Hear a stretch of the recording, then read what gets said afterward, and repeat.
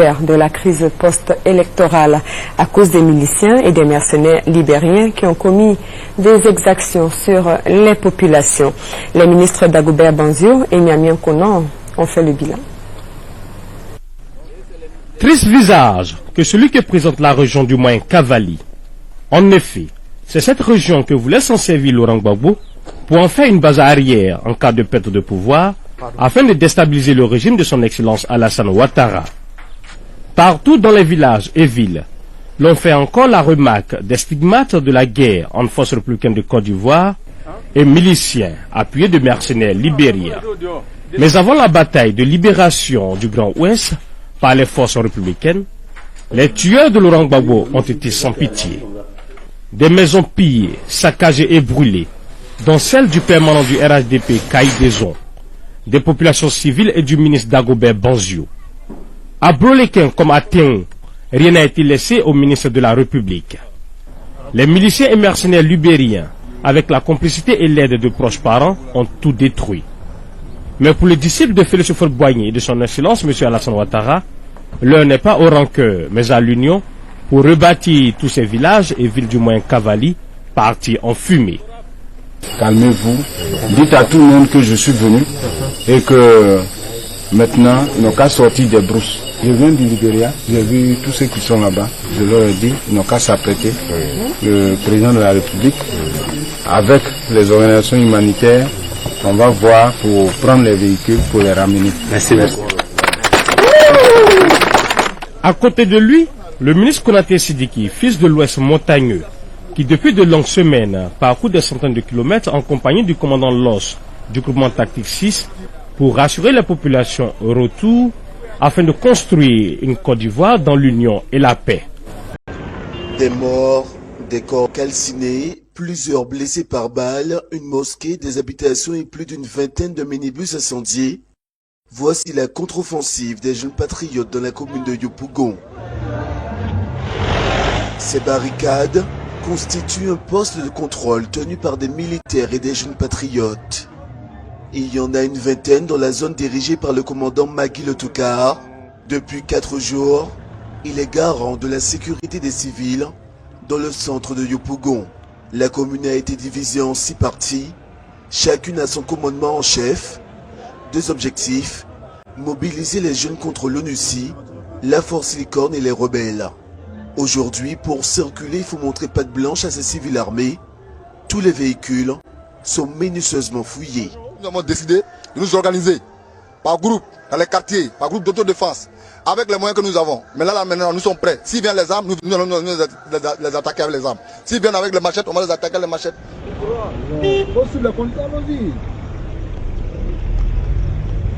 Du côté de la population, les avis sont partagés, mais certains habitants comme ici n'hésitent pas à encourager les jeunes patriotes.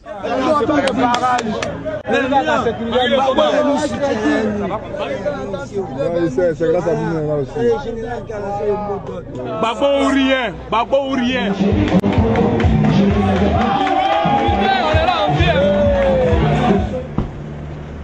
Chaque jour, depuis le déclenchement de la crise post-électorale, c'est ici que le commandant Magui rencontre les jeunes patriotes. Sur ce terrain vague, situé non loin du commissariat du 16e arrondissement, près de 900 jeunes sont à ses ordres. Certains sont armés de Kalachnikov, d'autres d'armes blanches, parmi eux, une cinquantaine de jeunes femmes.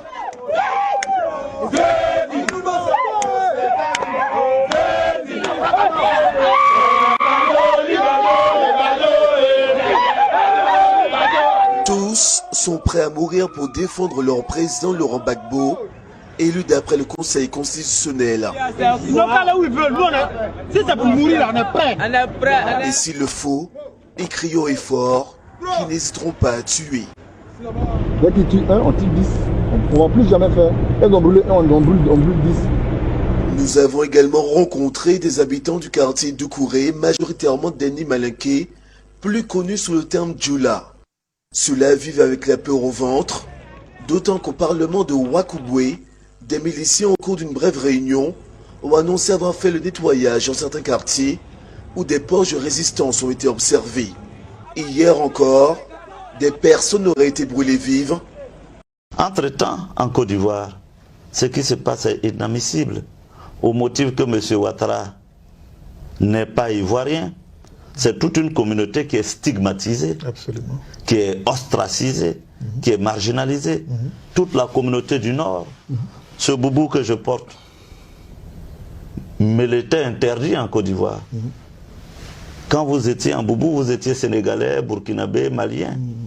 Et pour le fait que vous étiez sénégalais, burkinabé, malien, on pouvait vous tuer dans la rue. Les clivages.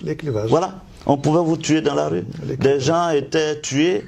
On est même allé jusqu'à pourchasser des musulmans dans les mosquées. Ce sont des faits avérés en Côte d'Ivoire. Moi-même, leader du mouvement étudiant, je suis arrêté sur le pont. On me demande ma pièce d'identité que je n'ai pas. Je leur présente tout de même un passeport. À lire mon nom Soro, on dit que je suis un étranger. Et on me stoppe sur le pont pendant des heures et des heures. Imaginez le sort de tous ces citoyens lambda à l'époque. Donc, au nom de cette ivoirité, au nom du délit de faciès et de patronyme, on a fait du tort à toute une communauté qui s'est sentie exclue du jeu politique national. Absolument. Dès lors, la révolte ne pouvait qu'être évidente pour un bon lecteur et analyste politique. Aujourd'hui, l'observateur d'Adjamé, nous allons nous pencher sur l'ex-président de la Côte d'Ivoire, M. Laurent Gbagbo. Tu reviens avec une idée qui n'est pas à t'encourager. Tu parles de panafricanisme. C'est toi qui as tué les étrangers en Côte d'Ivoire. Gbagbo a toujours de nouveaux partis et de nouvelles visions. Il a divorcé d'abord avec Simone. Il a divorcé avec Afin Guessan, le Front populaire, le parti réformateur. Il est quitté dans la religion qu'il était dedans. Gbagbo veut tout refaire. Mais on ne peut pas naître deux fois. On est une seule fois avec son caractère et on meurt avec son caractère, on voyage avec son caractère. Le caractère qu'il est parti à la haie ne l'a pas changé, ou bien mal changé. Il a vomi tous ses amis, il a vomi sa religion, sa femme, et il vient créer un nouveau parti en parlant de l'africanisme.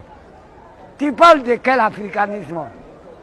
Au moment que tu étais en exercice, quel nombre d'étrangers qui ne sont pas morts? Demandez la liste au Burkinabé, demandez les Maliens, demandez les autres pays accrédités en Côte d'Ivoire. Les dossiers sont là, les archives sont là.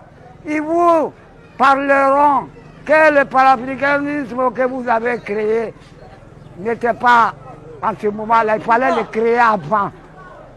Parce que tu as fait un défaut avec les étrangers. Tu ne peux pas lutter avec les étrangers encore. Ce n'est pas toi, c'est Alassane. Rassembleur. Regardez les gens marcher dans la rue sans demander de carte d'identité. Mais le pays est géré. Si tu es malfaiteur, il y a 140. Comment on appelle caméras. Il y a 140 caméras à Abidjan. 140. Nous sommes surveillés par l'État ivoirien. La sécurité passe par le contrôle du caméra premier avec la gendarmerie et la police. Parce que tu ne sais pas construire. Tu as dit le gros mot, la refondation de la Côte d'Ivoire. Tu n'as pas pu bitumer 10 km de feu boisé. Tu n'as pas pu. Tes gens t'ont dit, mais président, mets le goudron. Tu as dit, vous connaissez 1 km de goudron. Voilà, les gens ont fait goudron. Même les ampoules sont dans le goudron au plateau. Dans le village, de l'eau potable, de l'électricité, les routes à San Pedro. Son premier travail a été boisé. Un pont délabré qui était là depuis le temps colonialisme. C'est là qu'il a commencé à s'exprimer. Je me rappelle, Vive Alassane Dramane Ouattara, le président visionnaire, le conseiller à vie des banques, pour que vive la Côte d'Ivoire, les autres débrouillez-vous. Merci, monsieur.